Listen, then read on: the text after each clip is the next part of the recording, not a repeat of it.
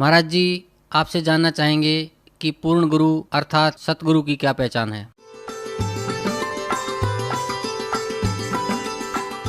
सोई गुरु पूरा कहावे, दो अक्षर का भेद बतावे। अब पूरे गुरु की पहचान बताते हुए बहुत से संतों ने कहा तो सत्य है, लेकिन स्वयं उससे परिचित नहीं। उनमें से एक राधा स्वामी पंथ के एक महात्मा हुए हैं श्री सावन सिंह जी। और श्री सावन सिंह जी व्यास डेरा के संस्थापक श्री जयमल सिंह जी के उत्तराधिकारी माने जाते हैं। और श्री जयमल सिंह जी सीधे शिष्य माने जाते हैं श्री शिवदयाल जी के। राधा स्वामी पंथ के प्रवर्तक कहे जाने वाले श्री शिवदयाल जी के सीधे से श्री जयमल सिंह जी ने पंजाब के अंदर डेरा ब्यास की स्थापना की और उनके उत्तराधिकारी श्री सावन सिंह जी। और श्री सावन सिंह जी के शिष्य बिलोचिस्तानी शाह मस्ताना श्री खेमामल जी, जिन्होंने सच्चा सौदा सरसा डेरा में एक डेरा स्थापित कर दिया, बेगू रोड पे है। और उसी की एक ब्रांच जगमाल वाली और गंगुआ में पहुंच गई श्री सावन सिंह जी के ही विचारों की। और वही एक सावन कृपाल मिशन दिल्ली में स्टार्ट हो गया। श्री कृपाल सिंह जी सावन सिंह जी के शिष्य थे। तो उस सावन सिंह जी के क्या विचार हैं वो खुद बता रहे हैं कि गुरु ग्रंथ साहिब में ऐसा लिखा है कि सोई गुरु पूरा कहावे, जो दो अक्षर का भेद बतावे। वो दो अक्षर कौन से? वो सतनाम है, जिसमें एक ओम है, एक गुप्त है। और यही श्रीमद् भगवत गीता अध्याय नंबर 17 के श्लोक नंबर 23 में कहा है, ओम तत्सत इति निर्देश है ब्रह्मण तिर्विध समर्थ। ब्रह्मण माने सतपुरुष, अमर पुरुष, परम अक्षर ब्रह्म। ये पर्यायवाची नाम है उपमात्मक उस पूर्ण परमात्मा के, पूर्ण ब्रह्म के। उसके पाने का ओम तत्सत, ये तीन नाम के जाप का निर्देश है। और वो तीन विधि से उसकी सिमरन होता है। जैसे सतनाम में दो अक्षर है, इन दोनों का श्वास उ श्वास से होता है, एक का आवे एक जावे। और जो सारनाम है, जिसको श्रीमद् भगवत गीता में सत कहा है, तो वो सार शब्द है, सार नाम है, आदि नाम है। उसके सिमरन की विधि इनसे भिन्न है। वो केवल सुरत और नृत्य से होती है। सतनाम का जाप 4 पदार्थ से होता है, सुरत, नृत्य, मन और पवन यानी श्वास। इन चारों को लगाकर सिमरन करना है। वैसे श्वास लेते रहो, ध्यान नहीं है इसके ऊपर तो उसका यूज नहीं।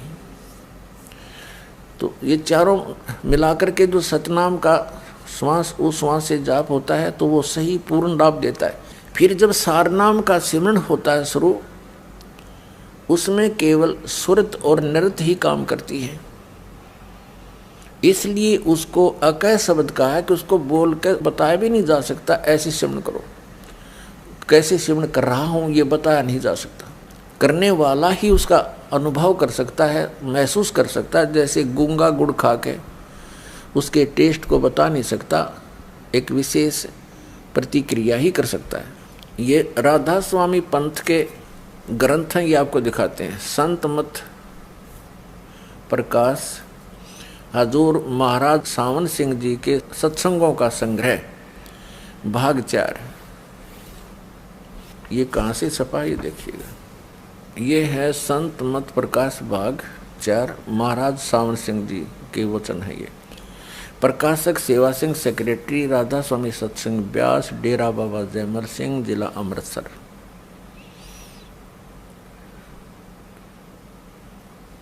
(1975) से छपती आ रही है ये। मुद्रक है Sartaj printing press, Tanda road, Joshi state, Jalandhar. अब देखिएगा 261 पृष्ठ पे, 261 पृष्ठ पे ये कोई वाणी है श्री शिवदयाल जी की। और खोलने चले हैं श्री सावन सिंह जी यह संसार सर है और जो अक्षर है वह ब्रह्म है। ये सर अक्षर, इस पे सारा खेल इन अक्षरों पर है। और तीसरा नी अक्षर, इनको पता नहीं इसके बारे में, वह ब्रह्म है। अक्षर को ये ब्रह्म कह रहे हैं और नी अक्षर पार ब्रह्म है। ठीक है, जब से यह संसार बना है इस महल दुनिया में गुजारा करते आ रहे हैं, किंतु अब गुरु की कृपा से आत्मा इस महल को छोड़कर सतलोक जा रही है। गुरु ग्रंथ साहिब में बड़े गहरे और गुप्त रहस्य हैं। एक स्थान पर आता है कि 52 अक्षर लोक तेरे, सब कुछ इनके माही। ये अक्षर खिर जाएंगे, वो अक्षर इनमें नाहे। आदि गुरु ग्रंथ साहिब में 340 पृष्ठ पे ये वाणी लिखी है। इसका अनुवाद किया है सावण सिंह जी ने। 52 अक्षर संस्कृत भाषा के हैं, शायद ही कोई ऐसी भाषा हो जिसके 52 अक्षर हो। इस संसार का सारा मामला 52 अक्षरों में आ जाता है। पिंड अंड का हाल तो 52 अक्षरों में आ गया। आगे 2 अक्षर और हैं जो पार ब्रह्म में है। इसके विषय में ग्रंथ साहिब में लिखा है। ये कहते हैं वह 2 अक्षर जो हैं ये है तो सतनाम की तरफ संकेत। इन कख पता था इन मारे सट्टे इनको पार ब्रह्म मिलेंगे मरे पाछ है। ये तो जीते जी सिमन करना है इनका। आगे देखो, ग्रंथ साहिब का हवाला दिया है कि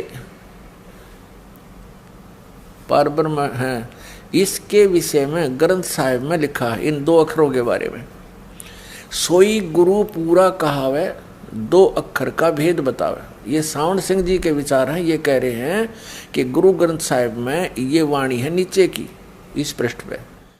सोई गुरु पूरा कहावे, 2 अक्षर का भेद बतावे। एक छुड़ावे एक लखावे, तो प्राणी निज घर को पावे। इन दोनों अक्षरों का भेद बता दिया। एक तो छुड़वावेगा इस काल से, ये इसकी मजदूरी है, ओम मंत्र है। और एक लखावेगा, दूसरा जो सतनाम का दूसरा मंत्र है वो पार नहीं कर सकता। वो केवल अक्षर पुरुष के लोक में ही प्रवेश करा सकता है, उससे आगे नहीं जा सकते। तीसरा मंत्र सार नाम, सार शब्द, विधेय शब्द, अकय शब्द जिसको बोलते हैं, वो पार करावेगा। उससे मोक्ष होगा, वो सार शब्द से। वो भी सिमरन करने का, उसकी भी कमाई करनी है। देखिएगा, सोई गुरु पूरा कहावे, 2 अक्षर का भेद बतावे। सतनाम की तरफ संकेत है, 2 अक्षर का हो सतनाम। एक छुड़ावे, उन अक्षरों में थे एक ओम तो छुड़वाओगा। जैसे श्रीमद् भगवत गीता अध्याय नंबर 18 के श्लोक नंबर 66 में गीता ज्ञानदाता कहता है कि तू सर्वधर्मान परित्यज्यमाम एकम शरणम वर्ज अहम तवा सर्व पापेभ्यः मोक्षामि मा शुच। ये कहता है कि मेरे सतर की जितनी धार्मिक क्रियाएं हैं, जैसे ओम नाम का जाप है, इसका ब्रह्म का यो काल है, सरपुरुष भी इसी को कहते हैं, ये केवल 21 ब्रह्मांड का मालिक है। कहते ओम नाम की कमाई मुझ में छोड़ दे, मुझे त्याग दे मेरे में, तब एकम शरणम व्रज, उस सर्वशक्तिमान परमेश्वर की शरण में जा, उस परम अक्षर ब्रह्म की में,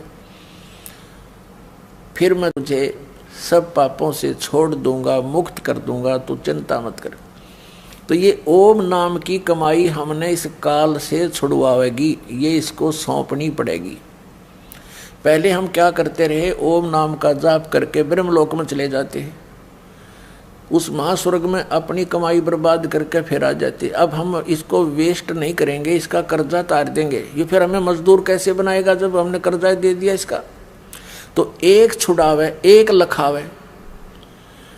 अब जो सतनाम का दूसरा अक्षर है जो धर्मदास जी को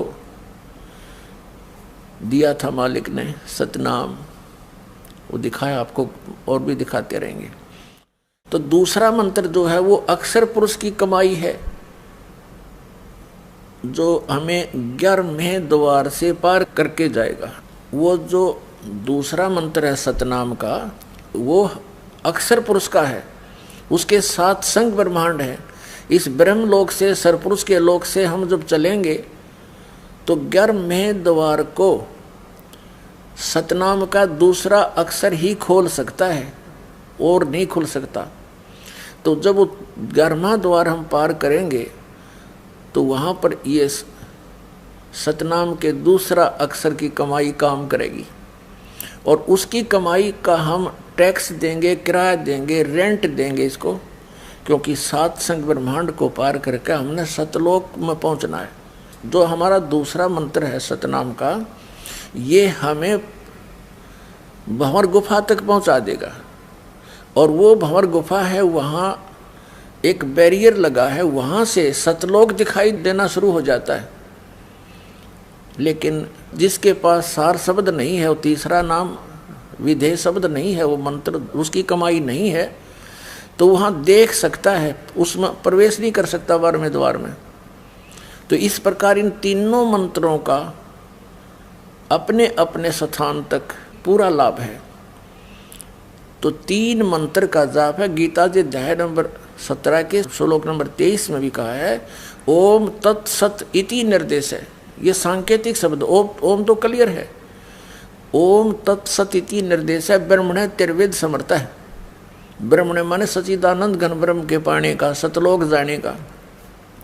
लेकिन गीता ज्ञानदाता को इन 2 मंत्रों का पता नहीं। ओम तो सीधा है, इसलिए उसने 4थे अध्याय के 34वें श्लोक में कहा है कि जो ज्ञान परमेश्वर आकर बोलता है स्वयं, 4थे अध्याय के 32वें श्लोक में, 4थे अध्याय के 34वें श्लोक में श्रीमद् भगवद गीता में निर्णय करके दिया है कि एक ज्ञान परमात्मा स्वयं आता सतलोक से चलकर, और वो अपने मुख कमल से बोलता है। वो तत्व ज्ञान है, वो उसकी वाणी, उसके मुख से निकली हुई वाणी, परमेश्वर के मुख से बोली हुई वाणी, वो तत्व ज्ञान है, वो सूक्ष्म वेद है।